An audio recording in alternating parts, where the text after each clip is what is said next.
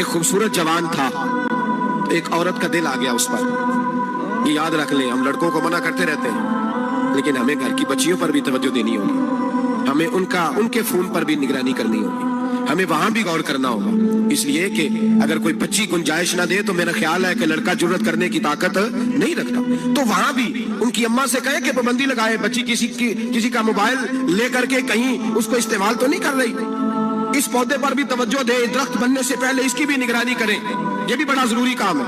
عورت کا دل آ گیا تو نبی پاک علیہ الصلوۃ والسلام فرماتے ہیں اس نے کوئی بہانہ لگایا، کسی کو کہا کہ اس نوجوان کو بلا کے لاؤ، اس کو کہو کہ ہم نے کوئی گواہی لینی ہے تجھ سے۔ وہ نوجوان آیا، ایک کمرے میں داخل ہوا تو اگلے کمرے میں لے گئے،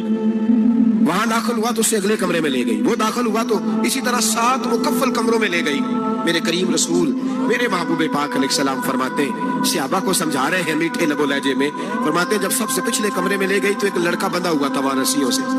شراب کا پیالہ پڑا ہوا تھا۔ اور بی بی کہنے لگی کوئی گواہی شواہی نہیں لینی، تجھے اس لیے بلایا ہے کہ تیرے اوپر دل آ گیا ہے، اب میرے ساتھ منہ کالا کر۔ تو وہ جوان کہنے لگا نہیں،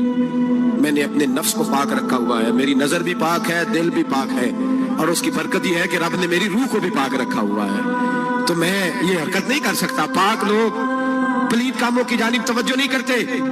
میں یہ حرکت نہیں کر سکتا۔